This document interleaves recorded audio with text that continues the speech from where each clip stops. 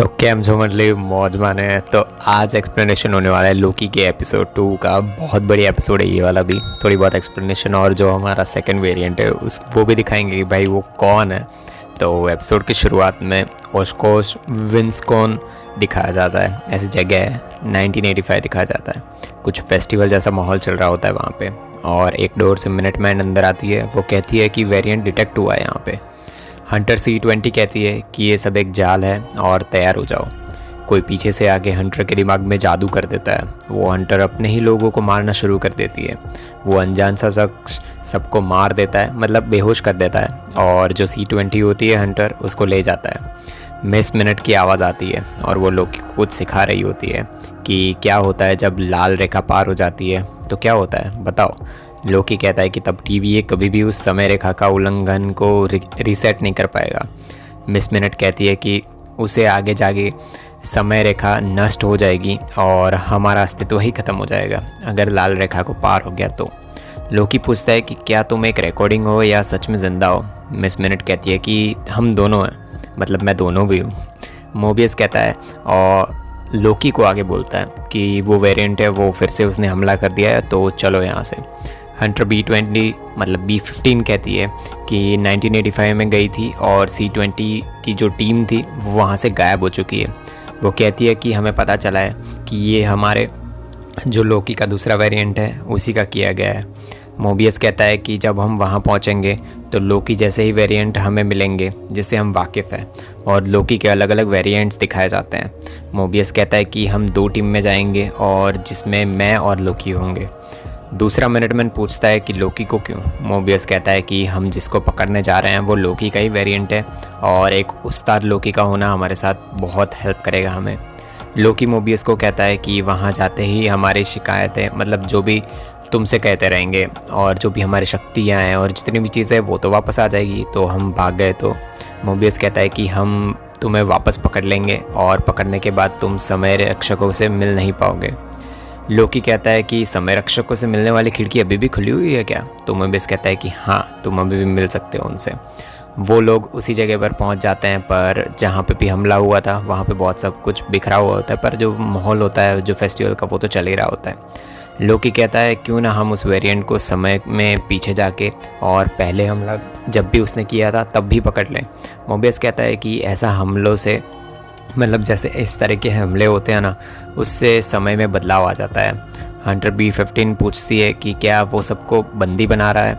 Mobius कहता है कि वेरिएंट्स ने कभी भी किसी को बंदी नहीं बनाया। हंटर B-15 कहती है कि वो लोकी C-20 को नहीं हरा सकता।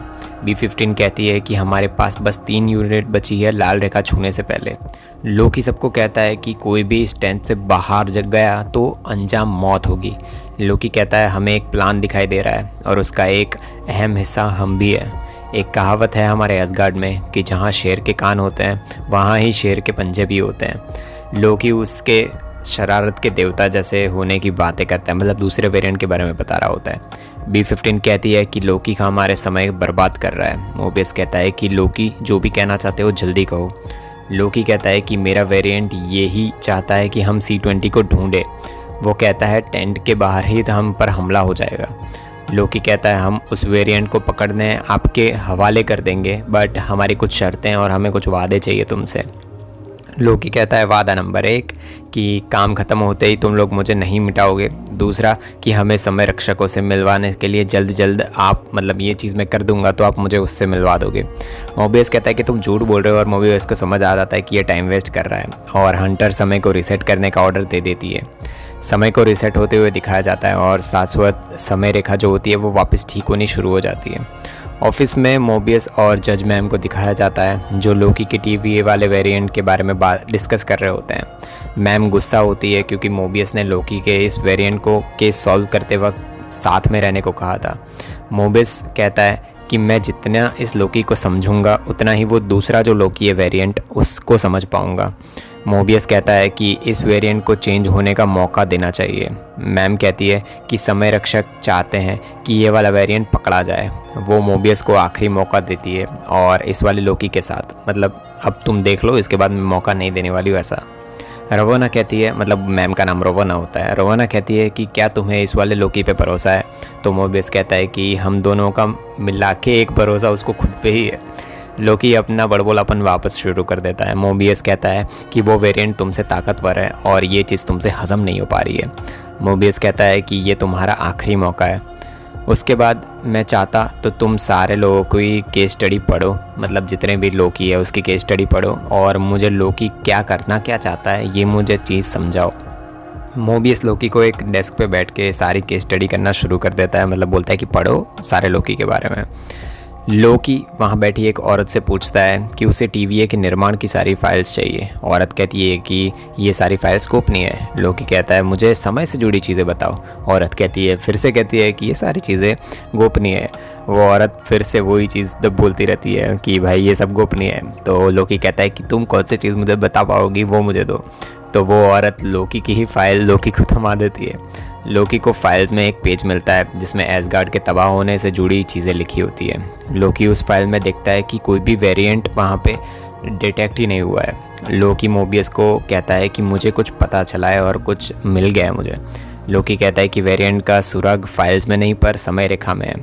लोकी कहता है वो वेरिएंट कामयाब, मतलब जो जहाँ पे जैसे तबाही आने वाली होती है या फिर क़यामत कहीं पे भी आने वाली होती है वो वहाँ आ जाके छुप जाता है। लोकी कहता है कि समय रेखा उल्लंघन तब होता है जब कोई विधि के विधान के विरुद्ध चला जाता है, या फिर रैग्नारॉक होने से पहले अगर तुम एसगार्ड गए हो और ख़ुद तबाही मचाई, बहुत कुछ किया, वहाँ जाके हल्क को मारा या कुछ भी ऐसा कर दिया जिससे समय रेखा हट जा सकती है, बट वो कुछ भी नहीं होगा, अंत में कुछ नहीं बदलने वाला और वो समय रेखा के विरुद्ध भी नहीं होगा क्योंकि वैसे भी वहाँ पे सब कुछ नष्ट ही होने वाला है। लोकी कहता है कि जब प्रलय आने वाला होता है तब कोई वहाँ पे कुछ भी कर ले उससे कुछ फ़र्क नहीं पड़ता है क्योंकि समय रेखा की शाखा बनेगी ही नहीं। इसलिए उस प्रलय के आड़ में वेरिएंट छुप के बैठ चुका है वहाँ पे और हम उसे जाके पकड़ सकते हैं। लोकी मोबियस को कोई प्रलय ना आने के वाले कोई भी जगह है जो पहले आ चुकी है वहाँ पे जाने के लिए बोलता है। मोबियस कहता है कि तुम बाहर जाओगे और वहाँ से भाग जाओगे। पोम्पेल इटाली दिखाया जाता है और साल होता है 79 AD।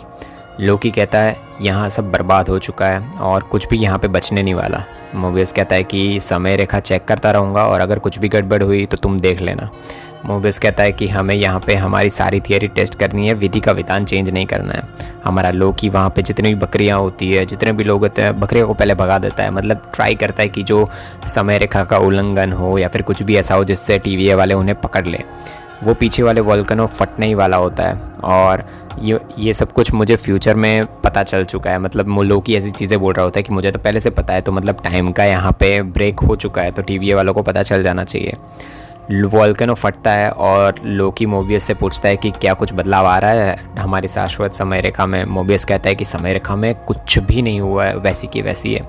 लोकी कहता है अगर हम होते तो ऐसी ही कोई जगह में, प्रलय की जगह में जाके छिप जाते। मोबियस कहता है कि वो वेरिएंट हमारे लोगों को मार के ऐसी जगह पे छुप रहा है जहाँ प्रलय आने वाला हो। और मोबियस इस थियरी की सच होने की एक पॉसिबिलिटी तभी आएगी जब मतलब कोई भी नेचुरल होती है ऐसी कोई चीज़ें कि एकदम से अचानक से हुआ या फिर सब कुछ फट गया, कोई भी प्रलय। लोकी मोबियस से पूछता है कि तुम्हारे टेबल पे वो मैगज़ीन है, वो मोबियस कहता है कि वो जेट्सकी की एक जो भी मैगज़ीन है। लोकी कहता है कि वो क्यों रखी है और मोबियस का जवाब आता है कि वो एक कमाल की चीज़ है। वो एक 1900 के साल में एक ऐसा वक्त था और ऐसा रूप और एक क्रिया का संगम होकर एक ऐसी चीज़ बनी थी जिसका नाम था जेट्सकी। हमारा लोकी कहता है कि कभी जेट्सकी किया भी है या नहीं। मोबियस कहता है कि नहीं, एक टीवी एजेंट पानी में जेट्सकी लेके आएगा और समय रक्षा करेगा तो कैसा लगेगा, मतलब होगा ही नहीं ऐसा कुछ। लोकी कहता है कि क्यों पढ़ के उसके बारे में। मोबियस कहता है कि वो पढ़ के अच्छी चीज़ों पे विश्वास होना शुरू हो जाता है मुझे। फिर दोनों ज़िंदगी के बारे में एक दूसरे से और टीवीए के बारे में एक दूसरे से बातें कर रहे होते हैं। लोकी कहता है कि सबके लिए तय है जो भी हमारा टाइम होगा वो, पर पास्ट, प्रेजेंट और फ्यूचर मतलब अपनी मर्ज़ी से नहीं हो सकता, ऐसा ही ना। लोकी कहता है कि अंत में क्या होगा, वो समय के रक्षक किसका वेट कर रहे हैं, मतलब लिखो ऐसा, मतलब कि एंड में होगा क्या। मोबियस कहता है कि वो किसी का वेट नहीं कर रहे, यहाँ हम पास्ट को बचाने में लगे हुए हैं और वो समय के रक्षक सारी समय की जो शाखाएं हैं उनको मिला के अंत लिख रहे हैं। लोकी कहता है कि जब उनका नाम, मतलब नाम और काम जो भी है वो ख़त्म हो जाएगा उसके बाद क्या होगा। मोबियस कहता है कि उसके बाद बस शांति होगी हमारा लोकी हंसते हुए कहता है कि मुझे एक छोटा सा सहमा हुआ बच्चा कहा था तुमने जब मैं पहले यहाँ पे आया था, पर मैं वो नहीं हूँ, क्योंकि मैं वो जानता हूँ जो बच्चा नहीं जानता, और वो ये है कि कोई भी बुरा कभी भी बुरा नहीं होता और कोई भी अच्छा कभी भी अच्छा नहीं रहता। मोबियस कहता है कि वो वेरिएंट क्राइम सीन पे एक सबूत छोड़ गया था, एक चर्च में टॉफ़ी का डिब्बा। दिखने में पुराना लग रहा है, इसलिए एनालिसिस के लिए मैंने दे दिया, और उन्हें भी कुछ नहीं पता चला। कैब्लुई नाम की जो टॉफ़ी होती है वो मोबियस दिखाता है हमारे लोकी को। मोबियस कहता है कि कैब्लुई अर्थ पर 2057 मतलब 2047 से लेकर 2051 में बेचा गया था। वो लोकी को प्रलय की डेट्स के साथ इस टॉफ़ी को क्रॉस चेक करने के लिए कहता है। वो सब तबाहियों के बारे में देखता है और कुछ भी नहीं मिलता उनको, और लोकी को अलाबामा 2015 में कुछ मिल जाता है। मोबियस रवोना को मतलब वहाँ जाने के लिए मनाता है और कहता है कि हथियार के साथ मुझे 2015 में जाना है। रवोना कहती है कि तुम्हें ये आइडिया उस वेरिएंट से मिला है ना जिसने तुम्हारे पिछले मिशन को बर्बाद कर दिया था। रवोना मोबियस को लोकी पे भरोसा करने के लिए मना कर देती है। मोबियस कहता है कि वो हैंडल कर लेगा ये सारी चीज़ें। मोबियस कहता है कि ये जो भी जगह है वहाँ जाके हम उस वेरिएंट को पकड़ सकते हैं, और रवोना कहती है कि जो भी करना है तुम्हें करो, बट ये अगर प्लान फ्लॉप हुआ तो उसको मार दिया जाएगा। मोबियस लोकी को लेके वहाँ पे निकल पड़ता है, और हंटर B-15 सबको बताती है कि रॉकस्कार्ट अपने ज़माने में बहुत ज़्यादा फेमस जगह थी, बहुत बड़ा है, और लोगों के बचने के लिए वहाँ पे उन लोगों ने शरण ले रखी और वहीं पे है। याद रहे कि ये प्रलय लेवल नंबर 10 है। वेरिएंट को हमारे आने की खबर नहीं है, पर वो कहीं भी छुपा हो सकता है, और उसमें दुश्मन मारकर ही चलेंगे हम। हर बार हमले के वक्त वेरिएंट ने रीसेट चार्ज चुराए हैं, वो कुछ और ही प्लान कर रहा है। 2050 में अलाबामा दिखाया जाता है। हंटर B-15 मोबियस को लेके वहाँ पे जा रही होती है, और जो मोबियस होता है वो बोलता है कि मैं लोकी को लेके जाऊँगा, पर B-15 बोलती है नहीं मैं लेके जाऊँगी उसे, तुम्हारे साथ नहीं रहेगा वो वेरिएंट CCTV से इन सबको देख ही रहा होता है। वो वहाँ पे एक टाइमर छोड़ के वहाँ से चला जाता है। हंटर B-15 एक लड़के को बोलती है कि तुम यहाँ पे कर क्या रहे हो। वो लड़का कहता है कि मैं तो पौधों खरीद रहा हूँ। हंटर कहती है कि शायद वो तुम ही हो, मतलब लोकी को कहती है कि वो तुम्हारा ही वेरिएंट है शायद, क्योंकि वो इतनी बारिश में कौन पौधे खरीदने आता है, मतलब यहाँ पे प्रलय आने वाला है। हंटर B-15 अब वो वेरिएंट बन चुका है, और मतलब जो होता है ना वो वेरिएंट ही होता है, वो जादू कर देता है इस पे B-15 पे। और लोकी कहता है कि मतलब तुम जैसे गधे को चुना है ये TV वालों ने मुझे पकड़ने के लिए। वो कहती है कि मतलब अब तो B-15 के अंदर वो आ चुका है वेरिएंट, तो अब हमारी B-15 बोलेगी कि ये तुम नहीं हो, तुम मैं हूँ, मतलब दोनों में एटीट्यूड तो भाई लोकी है। उधर मोबियस सबसे बैग्स के अंदर चेक कर रहा होता है, जो इमरजेंसी रीसेट चार्जेस होता है ना वो ढूंढ रहे होते हैं। लोकी कहता है कि ये जादू और सभी अच्छी कलाओं पर ये सब अनाड़ी करते हैं, जो भी करना है ये सब जादू वादू मेरे सामने मत करो।